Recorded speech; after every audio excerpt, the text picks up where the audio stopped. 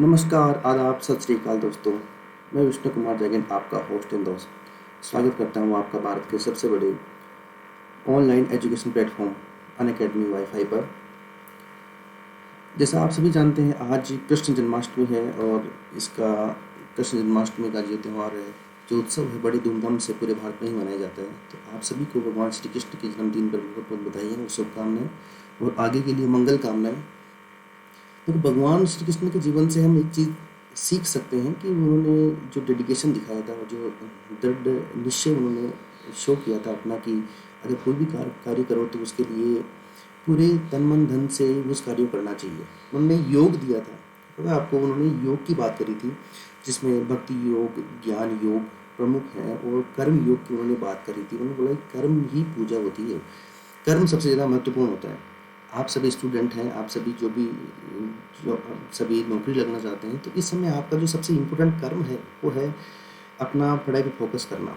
और ये तय मान के चलिए, अगर आपने भगवान श्री कृष्ण के इस रूल को अपनाया तो अगली भगवान श्री कृष्ण के जन्मदिन पर आप जॉब में होंगे, ये डेफिनेट डैम श्योर है, इसमें कोई दो राय नहीं है।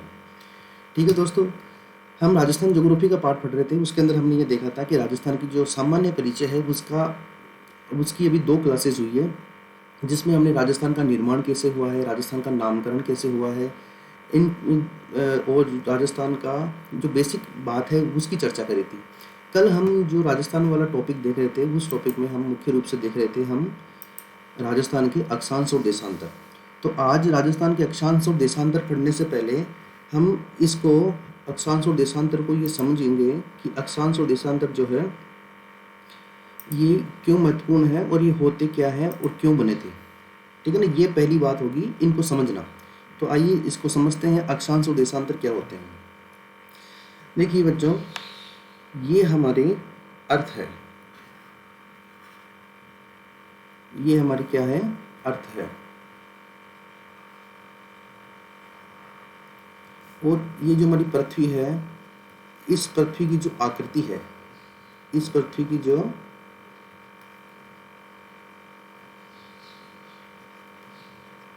आकृति है वो कैसी है, वो है जियोड। कैसी है वो, जियोड।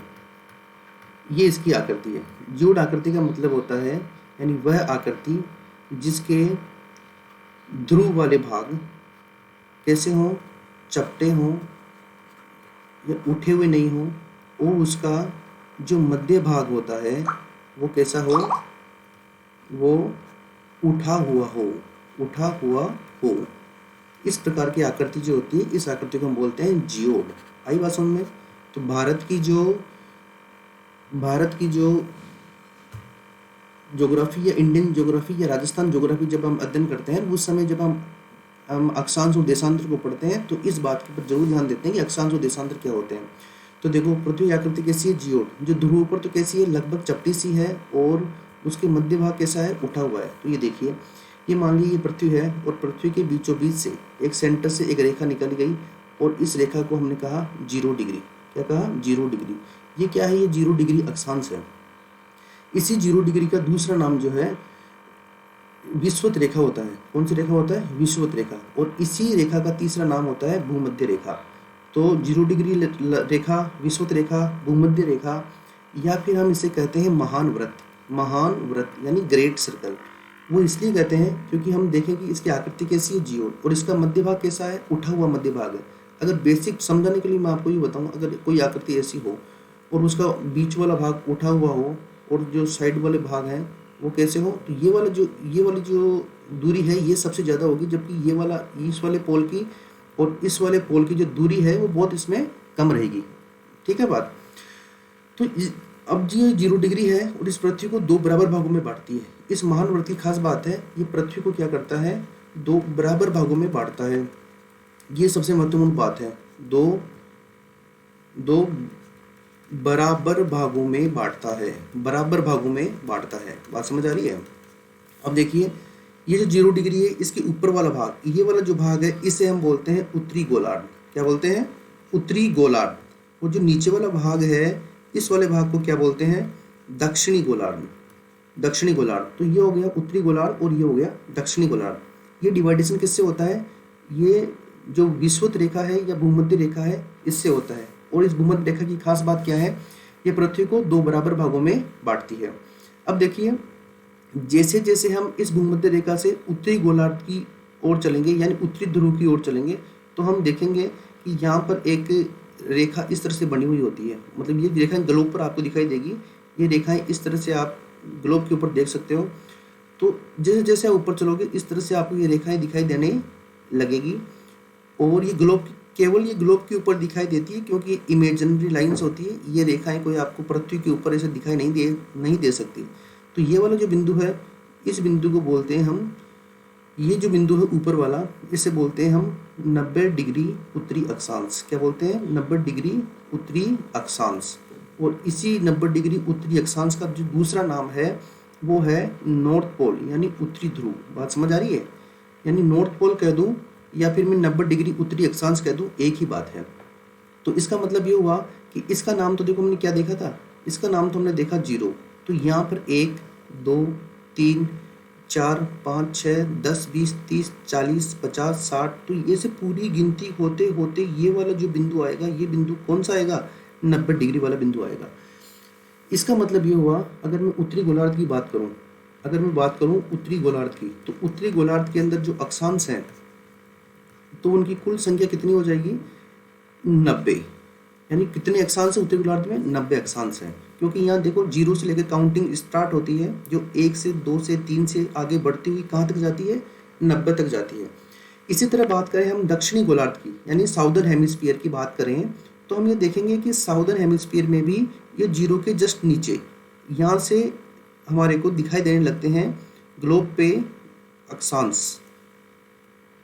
ये देखिए, ये वो आपको कुछ इस तरह दिखाई देंगे, 1 2 3 4 5 6 7, ये पूरी काउंटिंग चलेगी 8 9 10 से लेके 20 50 70 80, और लास्ट में ये वाला जो बिंदु आएगा, ये वाला बिंदु कौन सा आएगा? ये बिंदु आएगा 90 डिग्री। देखो ऊपर भी 90 डिग्री आया था और ये भी 90 डिग्री है। तो इस वाले बिंदु को क्या बोलते हैं? 90 डिग्री दक्षिणी अक्षांश। क्या बोलते हैं? 90 डिग्री दक्षिणी अक्षांश। अब जिस तरह से जो 90 डिग्री उत्तरी अक्षांश था उसे उत्तरी ध्रुव कहते थे, वैसे इस 90 डिग्री दक्षिणी अक्षांश को क्या बोलते हैं? दक्षिणी ध्रुव बोलते हैं। बात समझ आ रही है? इसे क्या बोलते हैं? दक्षिणी ध्रुव बोलते हैं। तो अब ये देखिए, अगर मैं दक्षिणी गोलार्ध के अंदर बात करूं कि दक्षिणी गोलार्ध के अंदर, जो दक्षिणी गोलार्ध है उसके अंदर कितने जो है हमारे अक्षांश है, तो ये देखिए इसमें भी कितने अक्षांश होंगे? 90 अक्षांश होंगे। क्योंकि ये 0 डिग्री लाइन है, इसके ऊपर चलेंगे तो 1 से लेकर 90 तक पूरी गिनती चलेगी। अगर इसके नीचे चलेंगे तो यहाँ पर भी देखो 1 2 3, 1 से लेकर पूरा कहाँ तक चलेगा? ये वाला 90 डिग्री वाला पॉइंट है। तो ये 90 पूरी रेखाएं आपको दिखाई देगी। तो ये 90 रेखाएं दक्षिणी गोलार्ध की हो गई और ये 90 रेखाएं उत्तरी गोलार्ध की हो गई।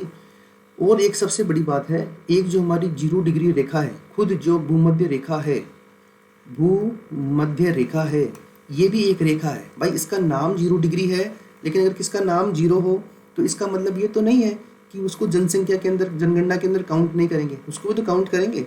इसका नाम 0 डिग्री है और इसका नाम विषुवत रेखा भी है, भूमध्य रेखा भी है। तो ये भी क्या हुई? एक रेखा हुई।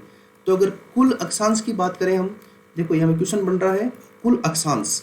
अगर कुल अक्षांश की हम बात करें तो ये जो कुल अक्षांश हुए ये आपके सामने कितने हुए? 181 हो गए। कितने हो गए? 181 हो गए। अब देखो एक क्वेश्चन तो ये आता है कि कुल अक्षांश कितने हैं, तो उसका आंसर है 181। हमारे पास एक क्वेश्चन कई बार ये भी आता है, क्वेश्चन 2, कि कुल अक्षांश रेखाएं कितनी है? कुल अक्षांश रेखाएं, अक्षांश लेटिट्यूड लाइंस, रेखाएं कितनी है? तो अब देखिए ये रेखाएं जो है, अगर हम बात करें इस 0 डिग्री लाइन से, तो ये भी पूरी एक रेखा है। एक वाली जो है ये भी रेखा है, जो 2 वाली है ये भी रेखा है। ऐसे पूरी ये सब रेखाएं हैं।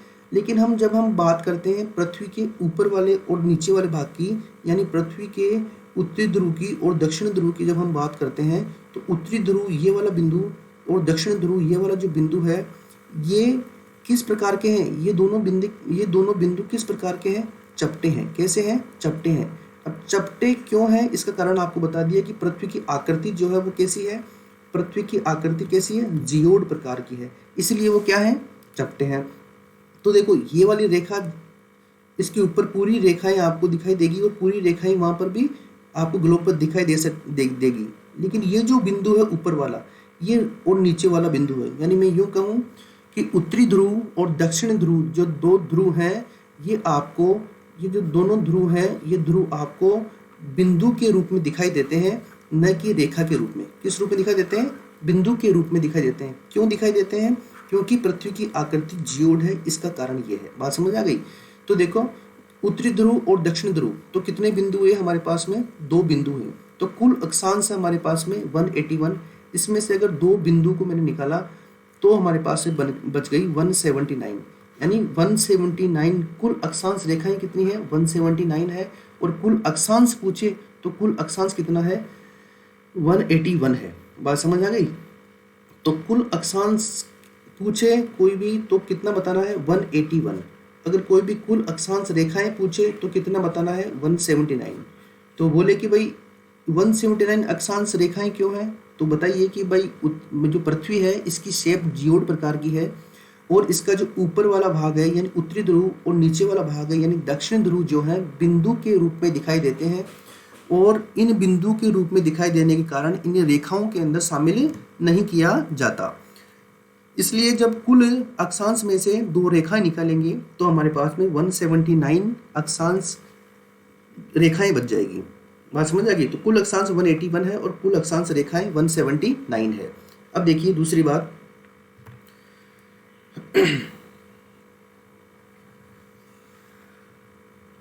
ये जो अक्षांश रेखाएं हैं, ये जो अक्षांश रेखाएं हैं, ये इस तरह से आपको दिखाई देगी हमारी ग्लोब पे। इन अक्षांश रेखाओं की एक खास बात यह है कि इनको हम पैरेलल लाइंस यानी समानांतर रेखाएं भी कहते हैं। क्या कहते हैं? समानांतर रेखाएं। इन्हें हम क्या बोलते हैं? समानांतर रेखाएं भी कहते हैं इन्हें। बात समझ आ रही है? समानांतर रेखाएं इसलिए क्योंकि कोई भी दो अक्षांश के बीच की अगर आप दूरी देखोगे तो वो आपको समान दिखाई देगी। क्या दिखाई देगी? समान दिखाई देगी, यानी समान अंतर के ऊपर ये एक दूसरे से पैरेलल यानी समानांतर होते हुए गुजर रही है, इसलिए ये समानांतर रेखाएं भी कहलाती है। इन कौन सी रेखाएं? अक्षांश रेखाएं क्या कहलाती है? पैरेलल लाइंस यानी समानांतर रेखाएं भी कहलाती है। अब देखिए, दो जो लाइन होती है इसके बीच का जो भाग होता है, दो लाइन होती है इसके जो बीच का भाग होता है, इस भाग को कटिबंध के नाम से जानते हैं। किस नाम से जानते हैं? कटिबंध के नाम से जानते हैं। दो भाग के बीच में जो भाग होता है इस भाग को कटिबंध के नाम से जानते हैं। तो ये कुछ बेसिक बात थी अक्षांश के बारे में। अब देखिए, ऐसे ही हम देशांतर की बात करें, देशांतर की बात करें तो देशांतर जो है ये इस ग्लोब के ऊपर वर्टिकल लाइंस होती है, यानी खड़ी रेखाएं होती है। यूँ मानिए कि ये है हमारा 0 डिग्री देशांतर। कितना डिग्री है? 0 डिग्री देशांतर। अब 0 डिग्री देशांतर का जो पूर्व वाला भाग है, इस वाले भाग को हम बोलते हैं पूर्वी गोलार्ध। क्या बोलते हैं? पूर्वी गोलार्ध के नाम से जानते हैं। और इस वाले भाग को हम किस नाम से जानते हैं? पश्चिमी गोलार्ध के नाम से जानते हैं। पश्चिमी गोलार्ध के नाम से जानते हैं।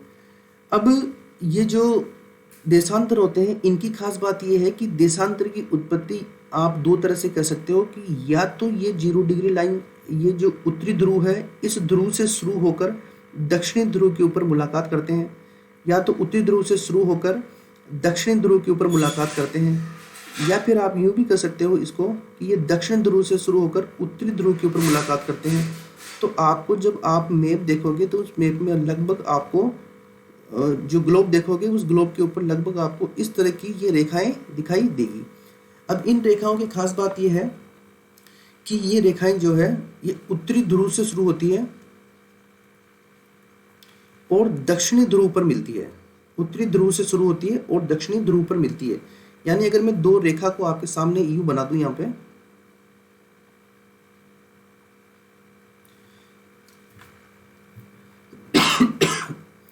तो ये देखिए एक बार,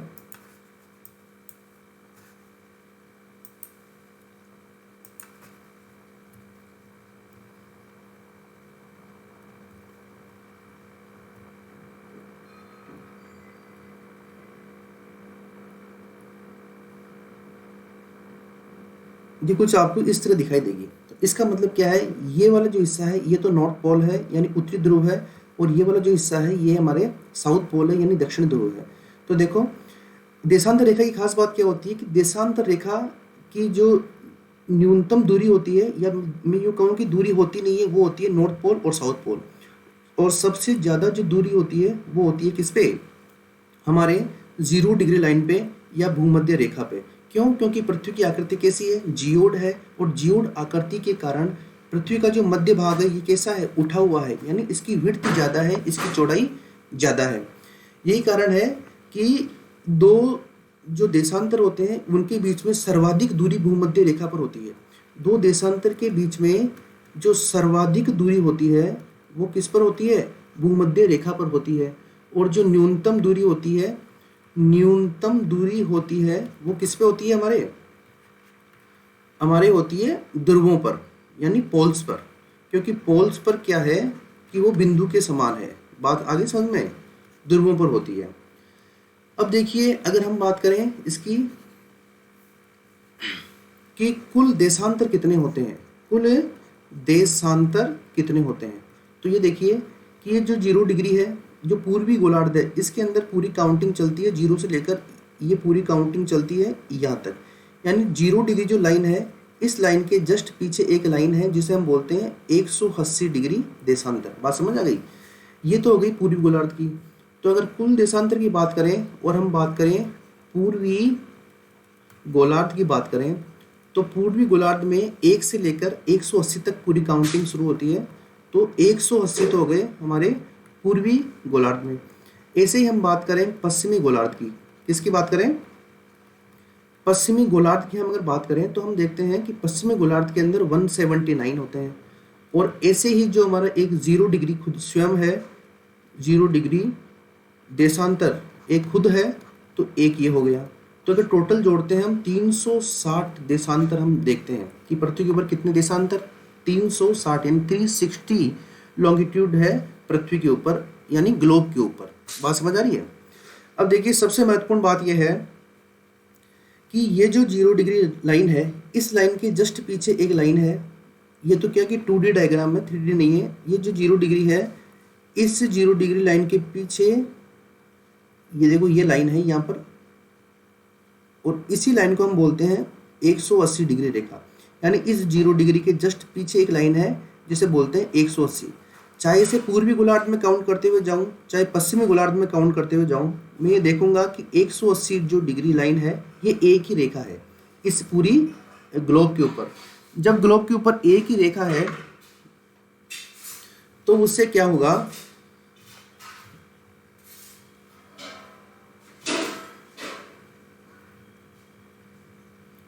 ये 180 जो रेखा है ये एक ही बार काउंट होगी। कितनी बार काउंट होगी?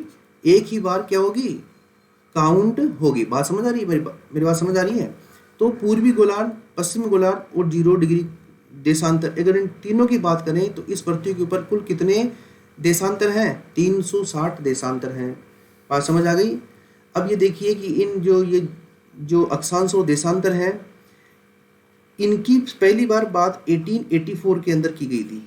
1884 के अंदर की गई थी क्योंकि इस समय आप देखोगे तो पूरे विश्व के अंदर एक देश है जिसका नाम है ग्रेट ब्रिटेन, जो यूरोप महाद्वीप का एक देश है।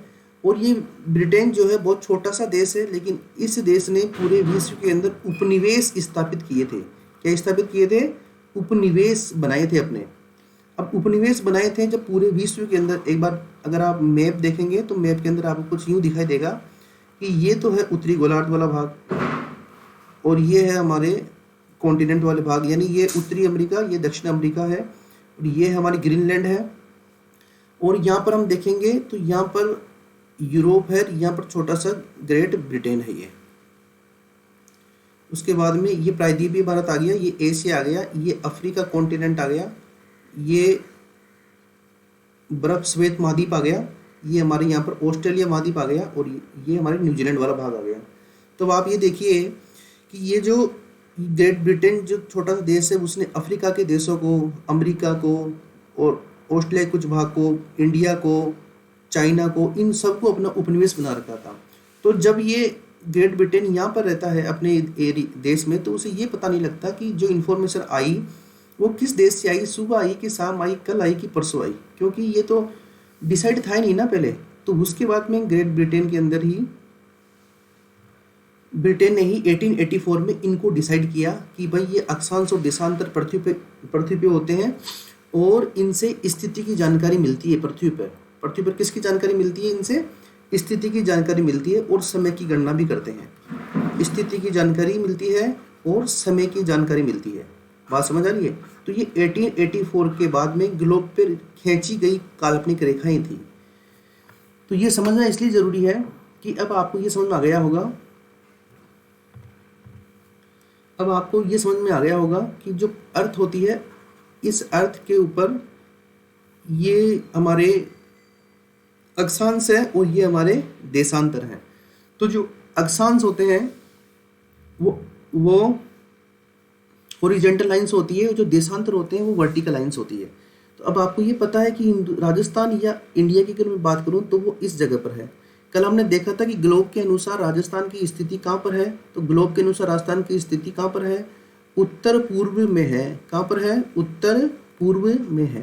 ये बात कल हमने देखी थी। तो अब यूँ देखिए कि जब हम राजस्थान में अक्षांश की बात करेंगे, किसकी बात करेंगे? राजस्थान में अक्षांश की बात करेंगे, तो उन अक्षांश के आगे उत्तरी अक्षांश लिखेंगे। क्या लिखेंगे? उत्तरी अक्षांश लिखेंगे। जब हम देशांतर की बात करेंगे, जब राजस्थान के लिए हम देशांतर की बात करेंगे, तो उसके अंदर हम पूर्वी देशांतर लिखेंगे। बात समझ आ रही है? पूर्वी देशांतर लिखेंगे, क्योंकि अक्षांश के हिसाब से जो भूमध्य रेखा है, ये वाली जो रेखा है, इसके ऊपर वाला भाग जो है वो क्या कहलाता है? उत्तरी गोलार्ध कहलाता है। उत्तरी गोलार्ध कहलाता है। और देशांतर के हिसाब से जो 0 डिग्री लाइन है, ये जो देशांतर है, इस देशांतर के हिसाब से जो पूर्वी वाला भाग है, मतलब ये वाला पूरा भाग जो है, ये क्या कहलाता है? ये कहलाता है पूर्वी गोलार्ध। तो अपना राजस्थान मुख्य रूप से अक्षांश के हिसाब से उत्तरी गोलार्ध में है और देशांतर के हिसाब से पूर्वी गोलार्ध में है। इसलिए जब अक्षांश लिखेंगे तब उत्तरी अक्षांश लिखेंगे और जब देशांतर लिखेंगे तो पूर्वी देशांतर लिखेंगे। बात समझ आ रही है? तो अब देखिए, ये आपके सामने एक मैप बनाया हुआ है कि राजस्थान की जो स्टार्टिंग और एंडिंग पॉइंट है अक्षांश के अनुसार, वो देखिए 23 डिग्री 3 मिनट उत्तरी अक्षांश। राजस्थान कहाँ से शुरू होता है? 23 डिग्री 3 मिनट उत्तरी अक्षांश से राजस्थान शुरू होता है। उत्तरी अक्षांश क्यों है? क्योंकि राजस्थान अक्षांश के हिसाब से किस गोलार्ध में है? उत्तरी गोलार्ध में है। बात समझ आ गई? अब देखिए, ये जो स्थान है, जो राजस्थान का सबसे साउदर्न मोस्ट पॉइंट है या दक्षिणी स्थान है, ये स्थान कौन सा है? बोरकुंडा। और तहसील कौन सी है? कुशलगढ़। और जिला कौन सा है? बांसवाड़ा। बात समझ आ गई? तो इसका मतलब यह हुआ कि राजस्थान जो है 23 डिग्री 3 मिनट उत्तरी अक्षांश से शुरू होता है और उत्तर के अंदर कहाँ तक जाता है? तो ये देखिए 30 डिग्री 12 मिनट उत्तरी अक्षांश। क्योंकि अब ये देखिए, राजस्थान शुरू भी यहाँ पर कहाँ हो रहा है? उत्तरी गोलार्ध में ही शुरू हो रहा है और राजस्थान समाप्त भी कहाँ हो रहा है? उत्तरी गोलार्ध में ही समाप्त हो रहा है। तो यहाँ से उत्तरी गोलार्ध में ही शुरू हो रहा है और उत्तरी गोलार्ध में ही समाप्त हो रहा है। इसलिए राजस्थान का जो अक्षांशीय विस्तार है वो है 23 डिग्री 3 मिनट उत्तरी अक्षांश से लेकर 30 डिग्री 12 मिनट उत्तरी अक्षांश। जो उत्तर वाला पॉइंट है वो है कोणा गांव। कौन सा गांव है ये? कोणा गांव। और कोणा गांव कहाँ है? श्री गंगानगर तहसील, श्री गंगानगर जिले में है। बात समझ आ गई? तो ये कहाँ से कहाँ तक फैला हुआ है? ये बोरकुंडा से लेकर कोणा गांव तक फैला हुआ है, या आप यूँ कहो कि ये बांसवाड़ा से लेकर श्री गंगानगर तक विस्तारित है। बात समझ आ गई? अब देखिए, एक ही लिखा हुआ है 826 किलोमीटर। कई एग्जाम्स के अंदर ये पूछा गया है, जो अधीनस्थ बोर्ड की एग्जाम है, जो 2019 के अंदर फूड इंस्पेक्टर या साल्ट इंस्पेक्टर जैसी एग्जाम लगी थी, उसके अंदर ये क्वेश्चन आया था कि राजस्थान की उत्तर से दक्षिण कितनी लंबाई है? तो सीधा सिंपल आंसर है 826, यानी 826 किलोमीटर की लंबाई है। इसी तरह से हम देखें कि देशांतर की बात करें, तो देशांतर भी देखो, अगर हम ग्लोब के ऊपर देखेंगे तो ये ग्लोब है और देशांतर के हिसाब से ये पूर्वी गोलार्ध हुआ और ये पश्चिमी गोलार्ध हुआ। और राजस्थान कहाँ पर है? पूर्वी गोलार्ध में है। तो देशांतर शुरू भी पूर्वी गोलार्ध में होगा और एंड भी पूर्वी गोलार्ध में होगा, क्योंकि राजस्थान देशांतर के हिसाब से पूर्ण रूप से कहाँ पर है, पूर्वी गोलार्ध यानी ईस्टर्न हेमिस्फीयर में है। तो ये देखिए राजस्थान कहाँ से शुरू होता है, 69 डिग्री 30 मिनट, 69 डिग्री 30 मिनट पूर्वी देशांतर। बहुत महत्वपूर्ण बात है, इसको विशेष रूप से ध्यान रखना।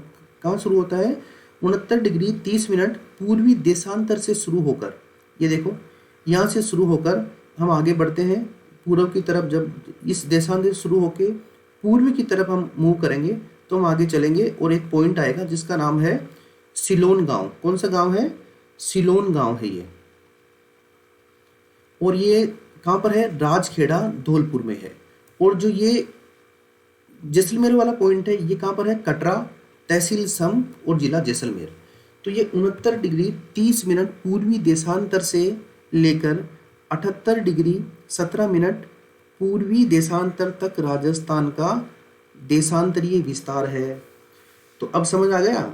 कई बार जो एग्जाम के अंदर क्वेश्चन आता है तब क्या करता है वो 23 डिग्री 3 मिनट ऊ दे कर देता है, यानी उत्तरी देशांतर।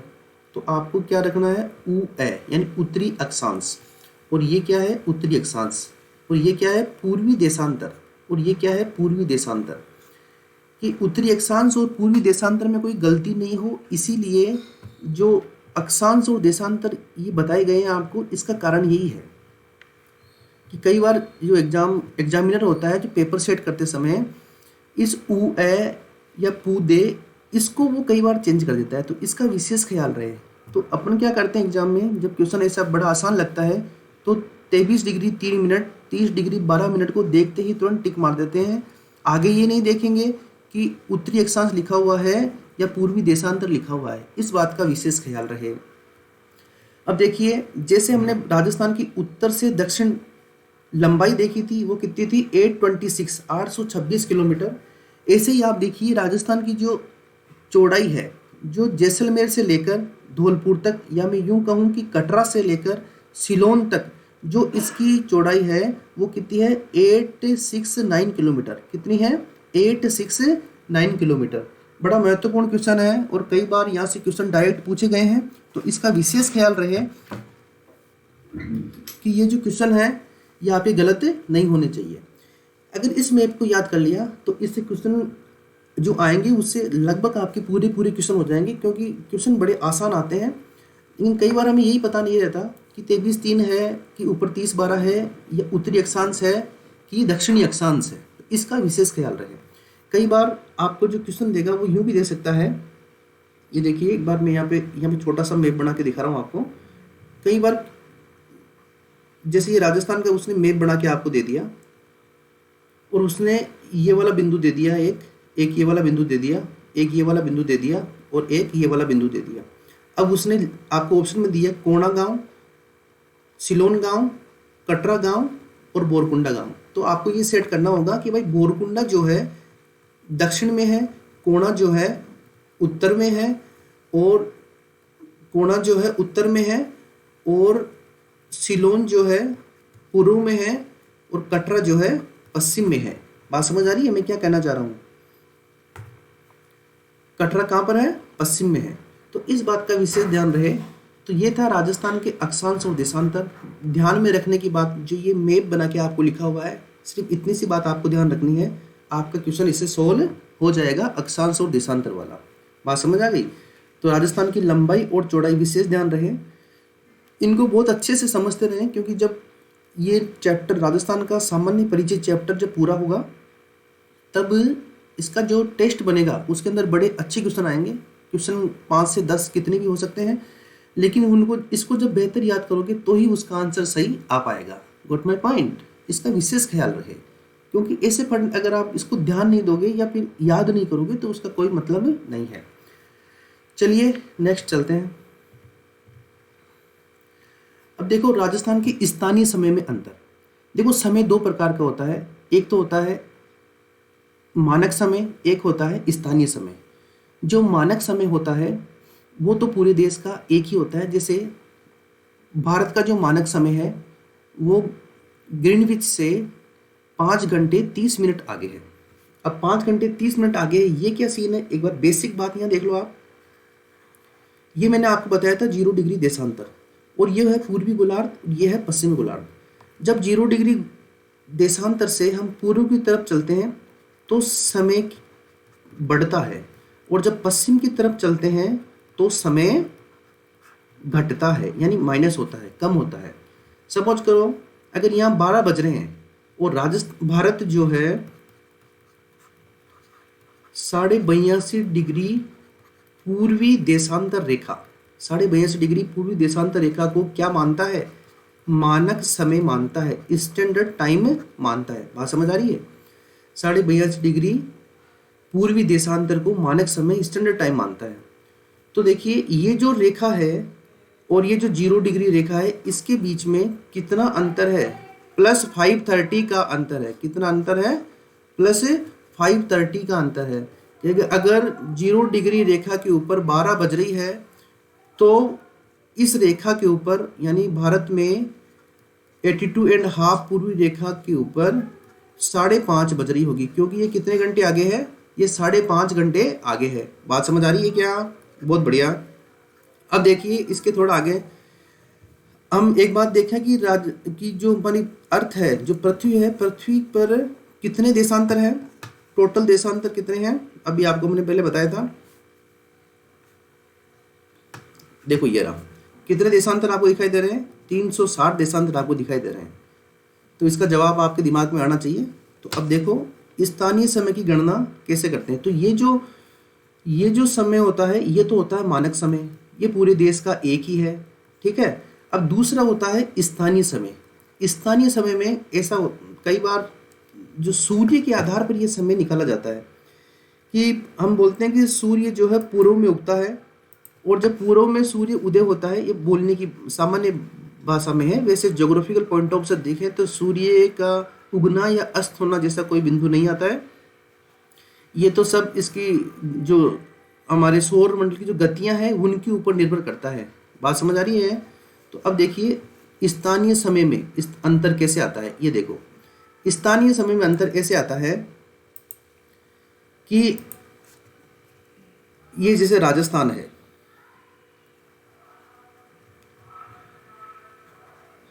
ये राजस्थान का पूर्वी भाग है, ये राजस्थान का पश्चिमी भाग है। तो ये तो तय है कि पूर्वी जो भाग है, इस पूर्वी भाग के अंदर सूर्य की जो किरण है, इस पूर्वी भाग में जो सूर्य किरण है वो सबसे पहले आएगी, और जो पश्चिमी भाग है यहाँ पर जो है सूर्य किरण इसके बाद में आएगी। तो सपोज करो कि यहाँ पर अगर सूर्य किरण सुबह 7 बजे या फिर 5:30 बजे अगर यहाँ पर उजाला हो रहा है, तो यहाँ पर लगभग यहाँ आते आते 6 बज जाएगी, यानी यहाँ पर जो वो सूर्य का प्रकाश था वो 6 बजे के आसपास आएगा। बात समझ आ रही है? तो इससे क्या होता है कि स्थानीय समय में अंतर आ जाता है। तो स्थानीय समय की गणना कैसे करते हैं, ये देखो। एक ये बात देखना आप कि हमारा जो सौर मंडल है, उस सौर मंडल में क्या है कि ये सूर्य है, ये सूर्य है, इस सूर्य के चारों तरफ जो है हमारे, इस सूर्य के चारों तरफ जो है हमारे ग्रह चक्कर लगाते हैं। तो ये हमारी पृथ्वी ग्रह है। कौन सी ग्रह है? पृथ्वी ग्रह है। ये बुध है, ये शुक्र है, और ये पृथ्वी है। पृथ्वी सूर्य के चारों तरफ चक्कर लगाती है। पृथ्वी 2 तरह की गतियां करती है। पृथ्वी की जो गतियां हैं वो 2 तरह की होती है। कौन कौन सी होती है? एक तो होती है दैनिक गति। पृथ्वी की एक गति है दैनिक गति, और दूसरी गति है वार्षिक गति। इसका विशेष ध्यान रहे, दैनिक गति और वार्षिक गति। दैनिक गति पृथ्वी कैसे करती है? ये अपने अक्ष पर घूमती है। किस पे घूमती है? अक्ष पर मूव करती है। और वार्षिक गति की बात करें तो ये सूर्य के चारों तरफ घूमती है, सूर्य के चारों तरफ। बात समझ आ रही है? पृथ्वी की जो गतियां हैं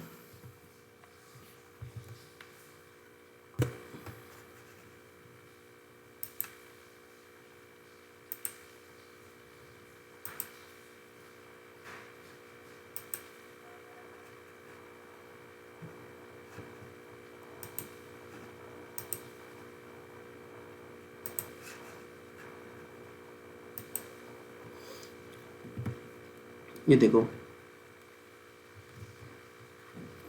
पृथ्वी जो होती है उसकी दो गतियां होती हैं, एक होता है दैनिक गति, एक होती है वार्षिक गति। दैनिक गति पृथ्वी कहाँ घूमती है, पृथ्वी अपने अक्ष के ऊपर चक्कर लगाती है, और वार्षिक गति में पृथ्वी कहाँ घूमती है, ये सूर्य के चारों तरफ चक्कर लगाती है। बात आगे समझ में। ये लगभग 23 घंटे 56 मिनट, या मैं लगभग यूँ कहूँ कि 24 घंटे के अंदर अपने अक्ष के ऊपर एक चक्कर पूरा करती है। तो ये देखिए, ये पृथ्वी है और ये अपने अक्ष के ऊपर 23.5 डिग्री झुकी हुई है, और अपने अक्ष के ऊपर जब ये पूरा एक चक्कर लगाएगी तो हम यूँ कहेंगे कि ये लगभग 360 जो हमारे डिग्री क्या थे, देशांतर थे, उन्हें क्रॉस करती है। यानी पृथ्वी 24 घंटे में एक चक्कर पूरा करती है अपने अक्ष के ऊपर, और कितने देशांतर क्रॉस करती है, 360 देशांतर क्रॉस करती है। ये बात समझ में आ गई। तो अब ये देखिए, देखो पृथ्वी अपने अक्ष पर चक्कर 24 घंटे में पूर्ण करती है, अर्थात 24 घंटे में कि 360 डिग्री देशांतर पार करती है। बात समझ आ गई। क्योंकि अक्ष के ऊपर जब एक पूरा चक्कर लगाएगी तो 360 डिग्री, 360 इसके देशांतर कितने हैं, 360 है। तो कितने देशांतर घूमेगी, 360 देशांतर को ये पार कर लेगी। कितने दिन में, एक दिन में, यानी 24 घंटे में। तो अब आप यूँ देखिए, जब 360 डिग्री 24 घंटे में घूमती है तो एक घंटे में कितने देशांतर क्रॉस करेगी, 15 देशांतर क्रॉस करेगी। बात आगे समझ में। एक घंटे में कितने देशांतर, 15 देशांतर ये क्रॉस करेगी। एक घंटे में होती है कितनी मिनट, 60 मिनट। तो 60 मिनट में 15 देशांतर या लॉन्गिट्यूड ये क्रॉस करती है। तो एक मिनट में, यानी एक देशांतर को पार करने में कितना समय लगेगा, 4 मिनट का समय लगेगा। दोबारा समझो कि एक घंटे में होते हैं 60 मिनट, और हमें ये पता है कि 60 मिनट में 15 देशांतर क्रॉस करती है हमारी पृथ्वी अपनी दैनिक गति के कारण। तो अब देखिए, जब 60 मिनट में 15 देशांतर, तो 4 मिनट में एक देशांतर को ये क्रॉस करती है, अर्थात पृथ्वी 4 मिनट में एक देशांतर को क्या करती है, पार करती है। बात समझ आ गई।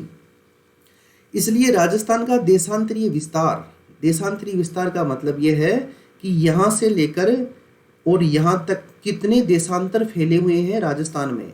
तो ये सीधा सिंपल है कि हम जानते हैं कि ये 69 डिग्री 30 मिनट पूर्वी देशांतर से शुरू होकर 78 डिग्री 17 मिनट पूर्वी देशांतर तक ये फैला हुआ है। तो अगर इन दोनों का हम कैलकुलेशन करेंगे तो हमारे पास में जो अंतर आएगा वो कितना आएगा, 8 डिग्री 47 मिनट का। कितना अंतर आएगा, 8 डिग्री 47 मिनट का।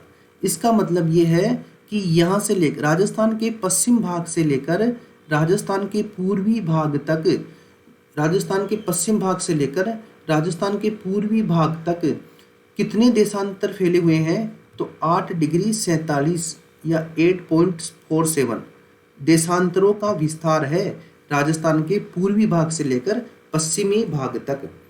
अब हम ये जानते हैं कि एक देशांतर को पार करने में 4 मिनट का समय लगता है। तो एक देशांतर को पार करने में 4 मिनट का समय लगता है, तो 8 देशांतर को पार करने में 32 मिनट का समय लगेगा। कितना समय लगेगा, 32 मिनट का समय लगेगा। अब ये देखिए आगे, अगर ये 8 डिग्री 47 मिनट है, ठीक है ना, अगर ये मिनट है तो ये क्या होंगे, सेकंड होंगे। तो जो 47 है, अगर इसको भी हम 4 से कैलकुलेट करते हैं तो ये आएगा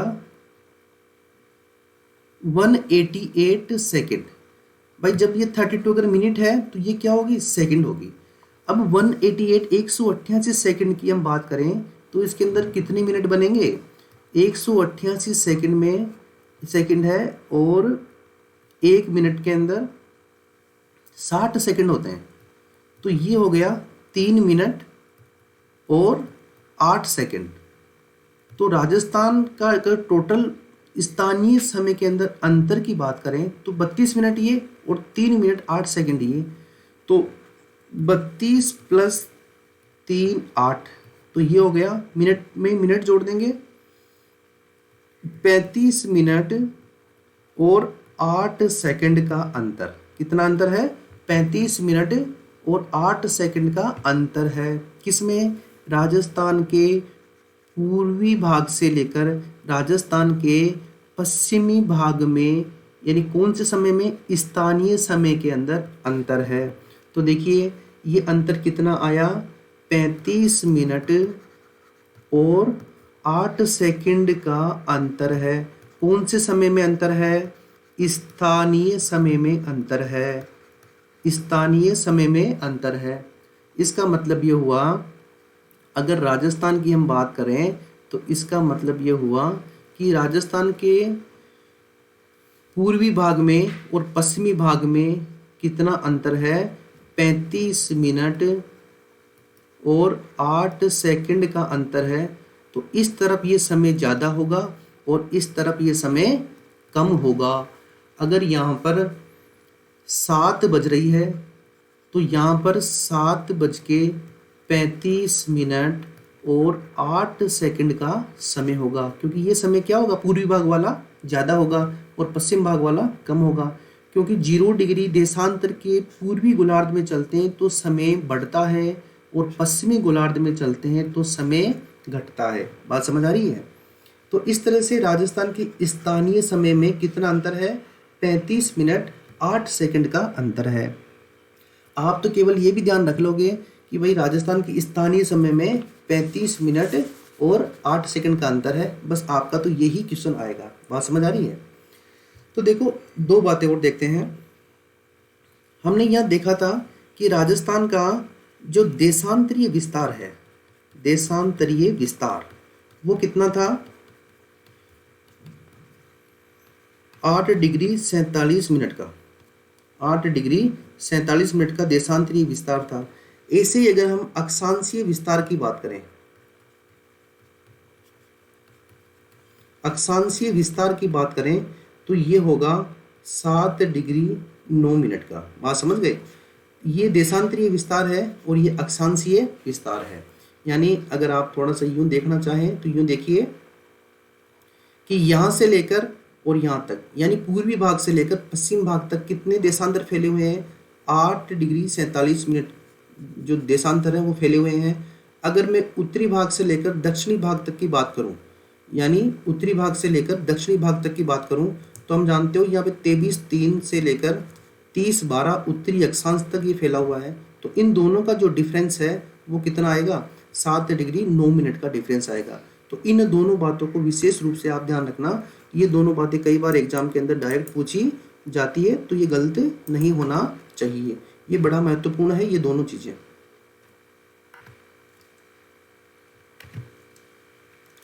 ये 8 डिग्री 47 और 7 डिग्री 9 मिनट। तो यहाँ पर देखो इस पेरा के अंदर हमने 3 बातें नहीं सीखी है। पहला, राजस्थान के स्थानीय समय में कितना अंतर है पूर्व और पश्चिम भाग में? उसका आंसर है 35 मिनट 8 सेकंड का अंतर है। राजस्थान का देशांतरीय विस्तार कितना है? 8 डिग्री 47 मिनट का है। और राजस्थान का अक्षांशीय विस्तार कितना है? 7 डिग्री 9 मिनट का है। बात समझ आ गई? ये हमारे अक्षांशीय विस्तार है, देशांतरीय विस्तार है और स्थानीय समय है। स्थानीय समय कैसे निकलता है इसकी गणना भी आपको करके बताइए। आपको गणना आए तो ठीक है, बिल्कुल सिंपल है, नहीं तो सिर्फ आप 35 मिनट 8 सेकंड जो है इसको विशेष रूप से ध्यान रखें। तो राजस्थान के अक्षांश और देशांतर हुए, राजस्थान के स्थानीय समय में अंतर हुआ। अब नेक्स्ट चलते हैं राजस्थान का विस्तार या राजस्थान की सीमाएं। तो देखो राजस्थान का विस्तार या राजस्थान की सीमा की हम बात करते हैं तो राजस्थान में देखो कुल स्तरीय जो सीमा है वो 5,920 किलोमीटर है। कुल स्तरीय सीमा का मतलब ये हुआ कि ये हमारा क्या है? ये हमारा राजस्थान है। और राजस्थान की कुल स्तरीय सीमा का मतलब है कि यहाँ से शुरू कर देवे और पूरा यू राउंड निकाले राजस्थान के चारों तरफ। तो ये जो पूरी जो बॉर्डर हुई, पूरी जो सीमा हुई, इस सीमा की कुल लंबाई कितनी है? 5,920 किलोमीटर, यानी 5,920 किलोमीटर। बात समझ आ गई? अब इस सीमा को दो भागों में बांटा है, अंतरराष्ट्रीय सीमा यानी इंटरनेशनल फ्रंटियर या बॉर्डर, और अंतरराज्यीय सीमा यानी इंट्रा स्टेट फ्रंटियर या बॉर्डर। बात समझ गए? यानी 5,920 की जो किलोमीटर की जो हमारी सीमा है इसको दो भागों में बांटा है, इंटरनेशनल बॉर्डर और इंट्रा स्टेट बॉर्डर, यानी अंतर्राष्ट्रीय सीमा और अंतर्राज्यीय सीमा। अंतरराष्ट्रीय जो सीमा है इसकी कुल लंबाई है 1070 यानी 1070 किलोमीटर, और जो अंतर्राज्यीय सीमा है इसकी लंबाई है 4850 किलोमीटर। बात समझ गए? तब इन दोनों को जब ऐड करेंगे 1070 प्लस 4850 किलोमीटर, तो ये टोटल आ जाएगा 5920 किलोमीटर। बात समझ गए? तो इसके अंदर हम दोनों को अलग अलग पढ़ेंगे, पहले अंतर्राष्ट्रीय सीमा को और फिर अंतर्राज्यीय सीमा को। अब अंतर्राष्ट्रीय सीमा जो है वो किस देश के साथ लगती है ये आप भी जानते हो। ये जो राजस्थान वाला हिस्सा है, इस राजस्थान वाले इस हिस्से की अगर हम बात करें, अगर मैं इंडिया का मैप में आपको राजस्थान दिखाऊं तब आप थोड़ा बखूबी पहचान पाएंगे।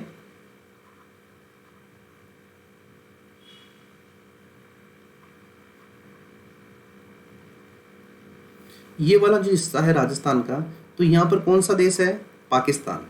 कौन सा देश है? पाकिस्तान। तो ये जो हमारी अंतर्राष्ट्रीय सीमा है ये किस किस देश को छूती है? ये छूती है पाकिस्तान को। और कितने किलोमीटर इसकी लंबाई है? इसकी लंबाई है 1070 यानी 1070 किलोमीटर की लंबाई है। अब देखिए आगे, इस रेखा का नाम क्या है? इस रेखा को हम बोलते हैं रेड क्लिफ लाइन। क्या बोलते हैं? Red Cliff line.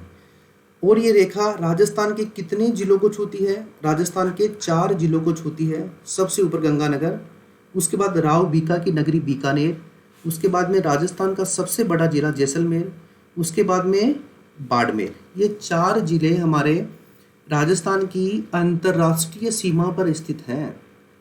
यानी मैं यूँ कहूँ कि रेड क्लिफ लाइन पर स्थित है। जो रेड क्लिफ लाइन है ये केवल राजस्थान में नहीं है, ये बल्कि पूरे हिंदुस्तान और पाकिस्तान के बीच में है। अब इसी बीच में राजस्थान आ जाता है, तो राजस्थान में भी ये टच करती है। बात समझ रहे हो? नेक्स्ट चलते हैं।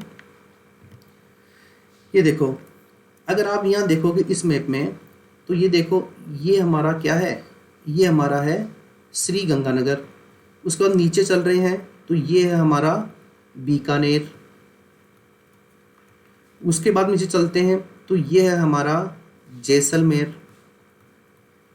उसके बाद और नीचे चलते हैं तो ये है हमारा बाड़मेर। तो ये 4 जिले हैं जिनसे जो पाकिस्तान की अंतर्राष्ट्रीय सीमा है या भारत की जो अंतर्राष्ट्रीय सीमा है उससे संबंधित है ये वाली सीमा। और यहाँ पर जो देश है वो आपके सामने ये देखो लिखा हुआ है पाकिस्तान। तो राजस्थान के 4 जिले श्री गंगानगर, बीकानेर, जैसलमेर और बाड़मेर किसको छूते हैं? पाकिस्तान को छूते हैं। ये बात समझ आ गई मैप से आपको? और इसकी कुल लंबाई कितनी है ये बात भी आपको पता लग गई है, 1070 किलोमीटर यानी 1070 किलोमीटर की इसकी क्या है? लंबाई है। देखिए नेक्स्ट, एक बार हम अंतर्राष्ट्रीय सीमा की बात डिटेल से करते हैं। देखिए ये सीमा किसके बीच में है? भारत और पाकिस्तान के बीच में है। ये सीमा भारत और पाकिस्तान के मध्य में लगती है। रेड क्लिफ रेखा 17 अगस्त 1947 यानी 17 अगस्त 1947 को भारत विभाजन के बाद भारत और पाकिस्तान की सीमा बन गई थी। यानी कब डिक्लेयर हुई थी ये 17 अगस्त 1947 को डिक्लेयर हुई थी। कौन सी रेखा? रेड क्लिफ रेखा। अब रेड क्लिफ रेखा बनाई तो इस रेखा बनाने के लिए कोई एक कमेटी का गठन किया गया, यानी एक आयोग का गठन किया गया। और उस आयोग के जो अध्यक्ष थे उनका नाम था सर सिरिल रेडक्लिफ। क्या नाम था उनका? Sir Cyril Radcliffe. इस सीमा की कुल लंबाई, किस सीमा की? रेड क्लिफ लाइन की कुल लंबाई है 3323 किलोमीटर यानी 3323 किलोमीटर। क्योंकि मैंने आपको पहले ही बताया कि अगर हम भारत की बात करें तो भारत में हम देखेंगे कि ये जो सीमा रेखा है ये राजस्थान है, यहाँ पर ये गुजरात है, ठीक है ना। उसके ऊपर आप चलोगे तो यहाँ पे पंजाब है, उसके बाद में यहाँ पे जम्मू वाला भाग है, जम्मू कश्मीर वाला भाग है। तो देखो इसकी कुल लंबाई यानी यहाँ से जहाँ से भारत में ये शुरू होती है वहाँ से लेकर जहाँ भारत में ख़त्म होती है वहाँ तक इसकी कुल लंबाई 3323 किलोमीटर है। इसमें से राजस्थान में ये कितनी है, 1070 किलोमीटर है, जो राजस्थान की कुल सीमा की कितने प्रतिशत है, 18% है। यानी राजस्थान की कुल सीमा कितनी, 5920 किलोमीटर है राजस्थान की कुल सीमा। इसका लगभग 18% कौन सी सीमा है हमारी, 1070, यानी हमारी अंतर्राष्ट्रीय सीमा है। क्वेश्चन ये आ जाए कि बताइए राजस्थान की अंतर्राष्ट्रीय सीमा राजस्थान की कुल सीमा के कितने प्रतिशत है, तो आपको क्या आंसर लगाना है, 18%, यानी 18% है। बड़ा महत्वपूर्ण है, ध्यान रखना। अब जो वो कमीशन बना था, जो आयोग का गठन किया था, उस आयोग में 2 सदस्य कांग्रेस के भी थे। एक का नाम था जस्टिस मेहर चंद और दूसरे का नाम था तेज सिंह। बात समझ आ गई। यानी जो वो आयोग बना था सर रेडक्लिफ की अध्यक्षता में, उस आयोग में 2 सदस्य कांग्रेस के थे और 2 सदस्य मुस्लिम लीग के थे। जो 2 सदस्य कांग्रेस के थे उनके अंदर एक का नाम है जस्टिस मेहर चंद और दूसरे का नाम है तेज सिंह। बात समझ आ गई। ये 2 सदस्य कांग्रेस से थे। ऐसे ही मुस्लिम लीग तो आपने पढ़ा ही होगा। आधुनिक भारत के अंदर मुस्लिम लीग की बड़ी भूमिका रही है। तो ये मुस्लिम लीग है, इसके 2 सदस्य थे। एक का नाम था दीन मोहम्मद, ये देखिए लिखा हुआ वहाँ पे, मुस्लिम लीग के 2 सदस्य, एक का नाम था दीन मोहम्मद और दूसरे का नाम था मोहम्मद मुनीर या मुनीर मोहम्मद। दीन मोहम्मद और मुनीर मोहम्मद, ये 2 जो सदस्य थे ये किसके थे, मुस्लिम लीग से संबंधित थे। और किस आयोग में थे, रेडक्लिफ आयोग में थे, जिसके अध्यक्ष कौन थे, सर सिरिल रेडक्लिफ उसके अध्यक्ष थे। और उसके 2 सदस्य कांग्रेस के और 2 सदस्य मुस्लिम लीग के थे। तो आप यूं भी ध्यान रखना, जब कथन वाले क्वेश्चन आएंगे तो उसमें यूं आ जाए कि एक कथन ये दे दें कि बताइए कि जो तेज सिंह थे वो मुस्लिम लीग की तरफ से रेडक्लिफ आयोग के एक सदस्य थे। तो ये स्टेटमेंट गलत हो गया। तेज सिंह रेडक्लिफ आयोग के तो सदस्य थे लेकिन मुस्लिम लीग से नहीं थे, कांग्रेस से थे। तो ये छोटी छोटी बातें हैं, ये कई बार जो कन्फ्यूजन वाले क्वेश्चन आते हैं उनके अंदर ये दिक्कत कर सकती है अगर कंसेप्ट और बात बिल्कुल क्लियर नहीं है तो। बात समझ आ गई। दोबारा देखिए, ये राजस्थान का विस्तार 5920 यानी 5920 किलोमीटर कुल सीमा। अंतर्राष्ट्रीय सीमा और अंतर्राज्यीय सीमा अलग अलग है। अंतर्राष्ट्रीय सीमा को रेडक्लिफ बोलते हैं, जिस पर राजस्थान के 4 जिले इस रेडक्लिफ सीमा पर स्थित हैं, गंगानगर, बीकानेर, जैसलमेर और बाड़मेर, जिसकी कुल लंबाई 1070 किलोमीटर है। इसके बाद ये कब डिक्लेयर की गई, 1947 में। अध्यक्ष कौन थे, सर रेडक्लिफ। लंबाई कितनी है कुल, 3323 किलोमीटर। राजस्थान में कितनी है, 1070 किलोमीटर। जो राजस्थान की अंतर्राष्ट्रीय सीमा है वो राजस्थान की कुल सीमा का कितना परसेंट है, 18% है। इस रेडक्लिफ आयोग में 2 सदस्य कांग्रेस के कौन थे, मेहर चंद और तेज सिंह, और मुस्लिम लीग के कौन थे, दीन मोहम्मद और मोहम्मद मुनीर। आई बात समझ में दोस्तों। तो दोस्तों इसके आगे कल करेंगे, और अब जितने आगे जाएंगे उतने ही बड़े इंटरेस्टिंग लेक्चर होते जाएंगे। आप इनको अच्छे से नोट करिए। एक वाइट पेज की नोटबुक बनाइए, उसके अंदर लिखिए। और ये दावा है, ये मान के चलिए आप कि राजस्थान ज्योग्राफी और इंडियन ज्योग्राफी आप और मैं जब मिलके इसको करेंगे तो ये बहुत ही बेहतर तरीके से और अच्छे लेवल पर ये हो जाएगी। अगर आप इसका नोट्स बनाएंगे और जो प्रीवियस ईयर के क्वेश्चन पेपर है वो आए हैं, अगर वो आप देखेंगे इस टॉपिक से, तो आपको निश्चित रूप से फ़ायदा मिलेगा और आपको लगेगा कि ये बेस्ट है। आपको मुश्किल है कि कहीं और से कुछ पढ़ने की आवश्यकता पड़े। जितना अभी पढ़ाया जा रहा है इसको आप याद कीजिए। मेन बात है यहाँ पर सेट होना, यहाँ पर सेट करना बहुत ज़रूरी है। ये चीज़ें सब आपने बहुत बार पढ़ भी ली है, बहुत लोगों ने पढ़ा भी दी है, लेकिन यहाँ पर सेट करना इंपॉर्टेंट है। इसके लिए मैं आपके साथ हूँ, टेस्ट सीरीज़ के साथ, उसमें कोई दिक्कत नहीं है। ठीक है दोस्तों, एक बार पुनः आपको स्वस्थ रहो, खुश रहो, बेस्ट रहो, मेहनत करते रहो, आगे बढ़ते रहो। जय हिंद, जय भारत।